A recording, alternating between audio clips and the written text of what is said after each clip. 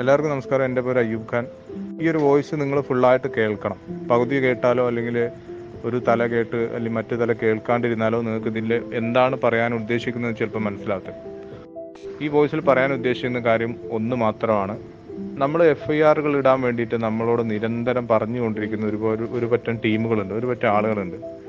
ഇവരുടെ ഉദ്ദേശം എന്താണെന്നുള്ളത് നിങ്ങൾക്ക് മുന്നിൽ തുറന്നു കാട്ടാൻ വേണ്ടിയിട്ടാണ് ഈ ഒരു വോയിസ് ഇടുന്നത്. മെയിനായിട്ട് പറയുകയാണെങ്കിൽ FIRകൾ നമ്മൾ ഇടുന്നത് എന്തിനാണെന്നുള്ളത് നമ്മൾ പഠിക്കണം. ഒന്നാമത്തെ കാര്യം, നമ്മൾ FIRകൾ ഇടുന്നത് അല്ലെങ്കിൽ നമ്മൾ കേസ് കൊടുക്കുന്നത് നമ്മുടെ പണം തിരിച്ചു കിട്ടാൻ വേണ്ടി, നമ്മൾ മുതൽ മുടക്കിയ പണം തിരിച്ചു കിട്ടാൻ വേണ്ടിയിട്ടുള്ള ഒരു മാർഗമായിട്ടാണ് നമ്മൾ FIRകൾ ഇടുന്നത്. ഒരു വിഭാഗം അങ്ങനെ. രണ്ടാമത്തെ ഒരു വിഭാഗം എന്ന് പറയുന്നത് എന്തെങ്കിലും ആയിക്കോട്ടെ, ഞാൻ വെറുതെ ഒരു FIR ഇടുന്നു എന്ന് പറയുന്ന മറ്റൊരു വിഭാഗം ആളുകൾ.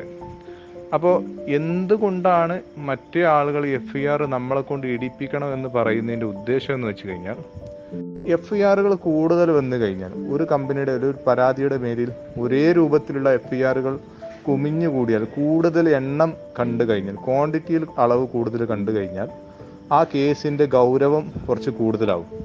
അപ്പോൾ ആ കേസിൻ്റെ കാര്യത്തിൽ എന്ത് ചെയ്യും, വലിയ അധികത്തിലുള്ള ഒരു ചർച്ച അല്ലെങ്കിൽ ഇത്തരത്തിലുള്ള ഒരു ബാനിങ്ങിലോട്ടൊക്കെ അത് പെട്ടെന്ന് എന്ത് ചെയ്യും, പോകാനുള്ള ചാൻസ് കൂടുതലാണ്. അതിനു വേണ്ടിയിട്ടാണ് ഈ പറയുന്ന FIRകൾ കൂടുതലായിട്ട് ഇടാൻ വേണ്ടിയിട്ട് മറ്റേ ആളുകൾ ശ്രമിച്ചുകൊണ്ടിരിക്കുന്നത്. അത് ഇവിടെ മുൻപ് നടന്നിട്ടുള്ള ഒരു കേസുമായി ബന്ധപ്പെട്ടിട്ട് കണക്റ്റഡ് ആയിട്ടുള്ള ഒരു കാര്യമാണ്. അത് പറയുകയാണെങ്കിൽ ഏകദേശം 2012 ആ സമയത്തോട്ട് നമ്മൾ പോവുകയാണെങ്കിൽ ബിസെയർ എന്ന് പറയുന്ന ഒരു ഗ്രൂപ്പുമായി ബന്ധപ്പെട്ടിട്ട് നമ്മുടെ ഹൈറിച്ചുമായി ബന്ധപ്പെട്ട് എങ്ങനെയാണോ അവർ സ്റ്റാർട്ടിങ് പ്രോബ്ലം തുടങ്ങിയത് അതേപോലെ അവിടെയും പ്രോബ്ലം ഉണ്ടായിരുന്നു. സുൽത്താൻ ബത്തേരിയിൽ ഒരു കേസ് കൊടുക്കുന്നു. അതുമായി ബന്ധപ്പെട്ടിട്ട് ഒരു FIR ഈ പറയുന്ന വത്സൻ പറയുന്ന ടീമുമായി ബന്ധപ്പെട്ട് FIRകളോടെ പോകുന്നു. ഈ കമ്പനിക്കെതിരെ ഒരു അലിഗേഷൻ വരുന്നു. ഈ പറയുന്ന ED എൻഫോഴ്സ്മെൻറ്റും ഈ പറയുന്ന ഗവൺമെൻറ്റിൻ്റെ ഭാഗത്തുനിന്നും അന്ന് ബഡ്സ് ആക്ട് ഇല്ലായിരുന്നു, മണി ചിട്ടി എന്ന് പറയുന്ന ചിറ്റ്സ് ആ ഒരു തരത്തിലുള്ള ആക്റ്റായിരുന്നു. അതിൻ്റെ ഭാഗത്തു നിന്നൊക്കെ കേസുകൾ പോകുന്നു. ഒരുപാട് ആളുകൾ, അന്ന് വാട്സപ്പോ സംവിധാനങ്ങളോ യൂട്യൂബോ ഒന്നും ഇല്ലാത്തത് കൊണ്ട് തന്നെ ഒരുപാട് ആളുകൾ പല കോണിൽ നിന്നും ഈ ഒരു കമ്പനിക്ക് എഗെയിൻസ്റ്റ് ആയിട്ടും ഈ പറയുന്ന ലീഡേഴ്സിന് എഗെയിൻസ്റ്റ് ആയിട്ടും കേസുകൾ കൊടുക്കുകയാണ്. എന്തിനു വേണ്ടിയിട്ടായിരുന്നു? അവരുടെ പണം തിരിച്ചു കിട്ടാൻ വേണ്ടിയിട്ടായിരുന്നു. അന്ന് അവർ കൊടുത്തു, ഏകദേശം 2012-13 കാലഘട്ടത്തിൽ അന്ന് കൊടുത്ത അവർക്ക് അവരുടെ പണം തിരിച്ചു കിട്ടുന്നത് ഏകദേശം 12-13 കൊല്ലം കഴിഞ്ഞിട്ടാണ്. കാരണം അവരുടെ ഓരോരുത്തരുടെയും കേസുകൾ തീർന്ന് ഈ കമ്പനി അവസാനം തിരിച്ചു വരുന്നൊരു സാഹചര്യത്തിലോട്ട് എത്തി.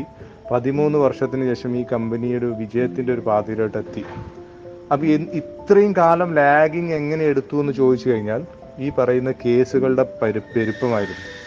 ഓരോ കേസും ഏകദേശം എനിക്ക് തോന്നുന്നൊരു 1000-ന്റെ അപ്പുറത്തോട്ട് 2000 കേസുകളൊക്കെ ഈ ഒരു അന്ന് ആ കമ്പനിക്ക്, ബിസെയർ എന്ന് പറയുന്ന കമ്പനിക്കെതിരായിട്ട് വന്നിട്ടുണ്ട്. അതേ സെയിം പാറ്റേൺ ആണ് ഇവരും ഇതിൽ പരീക്ഷിക്കാൻ ശ്രമിച്ചുകൊണ്ടിരിക്കുന്നത്. ഇവിടെ നമുക്ക് സഹായകമായിട്ടുള്ളത് തക്ക സമയത്ത് നമ്മുടെ ലീഡേഴ്സിൻ്റെയും നമ്മളെ ആളുകളെയൊക്കെ ഇടപെടലുകൾ മൂലം പല ആളുകൾക്കും കാര്യങ്ങൾ മനസ്സിലാക്കി കൊടുക്കാൻ സാധിച്ചു എന്നതാണ് നമുക്ക് പറ്റിയൊരു ഗുണം എന്ന് പറയുന്നത്.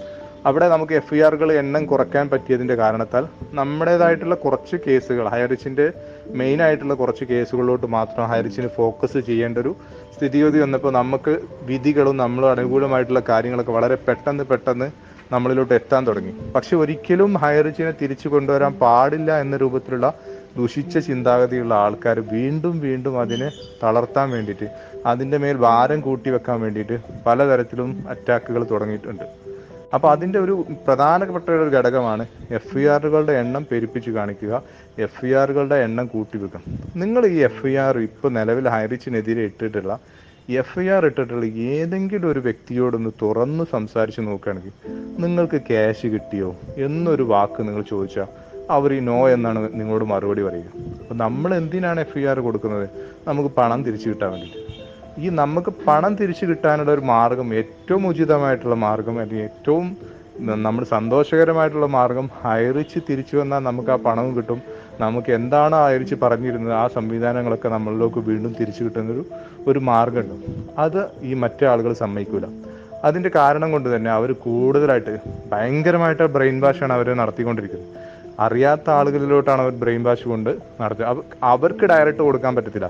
ഇതിൽ ഡിജിറ്റൽ ID എടുത്തിട്ടുള്ള അല്ലെങ്കിൽ ഇതിലേട്ട് പണം അവരുടെ കയ്യിൽ നിന്ന് പണം മുടക്കിയിട്ടുള്ള ആളുകൾ FIR കൊടുത്താലേ അതിന് വാല്യൂ ഉണ്ടാവത്തുള്ളൂ.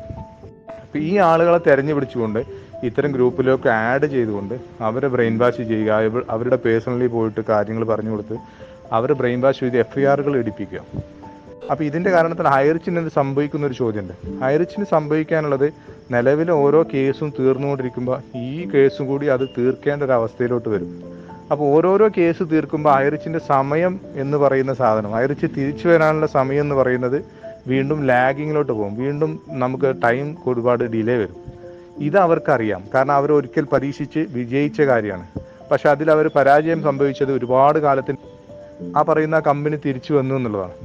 അപ്പോൾ FIRകൾ നിങ്ങൾ ഇടാം, അത് നിങ്ങളുടെ പേഴ്സണൽ കാര്യങ്ങളാണ്. പക്ഷേ FIR ഇടാതിരിക്കലാണ് ഏറ്റവും ബെറ്റർ. FIR ഇടാനുള്ള അവസരം നമുക്ക് വരുന്നുണ്ട്.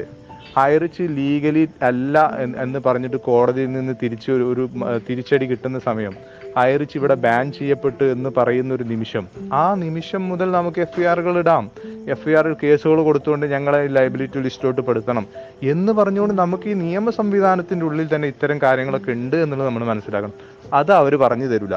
നിങ്ങൾക്ക് ഹൈറിച്ചിൻ്റെ കേസ് തീർന്ന ശേഷം നിങ്ങൾക്ക് ഈ നിങ്ങളുടെ FIRകൾ കൊടുക്കാനുള്ള അവസരം ഉണ്ടെന്ന് അവർ പറയത്തില്ല. കാരണം അങ്ങനെ പറഞ്ഞു കഴിഞ്ഞാൽ ഹൈറിച്ച് ചിലപ്പോൾ തിരിച്ചു വരാനുള്ള സാധ്യത കൂടുതലാണ്.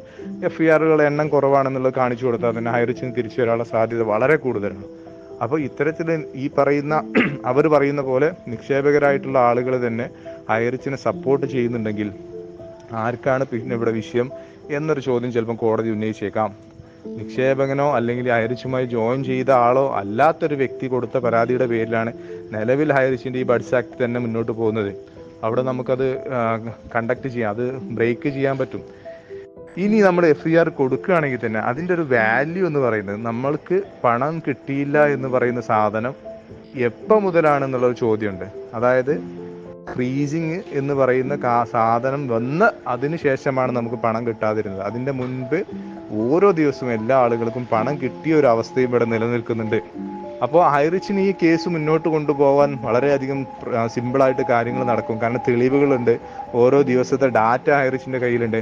അപ്പോൾ ഇത്തരം കാര്യങ്ങളൊക്കെ ഇവിടെ ഉണ്ട് എന്നുള്ളതും ഈ ആളുകൾക്ക്, ഈ കേസ് കൊടുത്ത ആളുകൾക്ക് പണം പെട്ടെന്ന് കിട്ടൂല എന്നുള്ളതും ഈ പറയുന്ന ബ്രെയിൻ വാഷ് ചെയ്യുന്ന ഈ നെഗറ്റീവ് പറയുന്ന ആളുകൾക്ക് അറിഞ്ഞുകൊണ്ട് തന്നെ ഇത്തരം കാര്യങ്ങൾ ചതിയിൽപ്പെടുത്തുക എന്ന് വേണമെങ്കിൽ പറയാം. നിങ്ങൾ കേസ് കൊടുത്തു പറയുമ്പോൾ ഒരാൾ കേസ് കൊടുത്തു കഴിഞ്ഞാൽ അവർക്കൊരു പോയിന്റ് കിട്ടി, ഒരു എക്സ്ട്രാ ഗോൾ കിട്ടിയത്, ഒരു കേസ് കൂടി ഹൈറിച്ചിൻ്റെ പേരിൽ പോയി. ഈ കേസ് കൊടുത്ത വ്യക്തിയുമായിട്ട് പിന്നീട് അവർ കണക്ഷൻ ഇല്ല. ഈ കേസ് കൊടുത്ത വ്യക്തി അവരോട് ചോദിക്കണം, എൻ്റെ പൈസ കിട്ടിയില്ലല്ലോ. പൈസ കിട്ടും, ഹൈറിച്ചിൻ്റെ കേസ് കഴിഞ്ഞാൽ നിങ്ങൾക്ക് പൈസ കിട്ടും എന്ന് മാത്രമേ അവരും പറയത്തുള്ളൂ. കേസ് ഓൾറെഡി പോയും ചെയ്തു. അപ്പോൾ ഹൈറിച്ചിൻ്റെ കാര്യങ്ങൾ വീണ്ടും ലാഗിങ്ങിലോട്ട് പോയി. ഇത്തരം കുബുദ്ധികളാണ് അവർ ഉപയോഗിച്ചുകൊണ്ടിരിക്കുന്നത്. ഇത് തിരിച്ചറിയുക. ഇതുമായി ബന്ധപ്പെട്ട് നിങ്ങൾക്ക് കേസ് കൊടുക്കാനുള്ള നമുക്കെല്ലാവർക്കും, എൻ്റെ പേഴ്സണലി പറയും, എനിക്ക് 10 ലക്ഷം രൂപ ഹൈറിച്ചിൽ നിന്ന് കിട്ടാനുണ്ട്.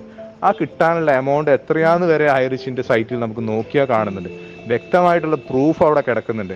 ഈ പറയുന്ന ആർക്കും തന്നെ പണം നഷ്ടമാകാത്തൊരു സ്ഥിതിഗതിയിൽ അത്രയും വലിയൊരു ബൾക്ക് എമൗണ്ട് അവിടെ കിടക്കുന്നുണ്ട്.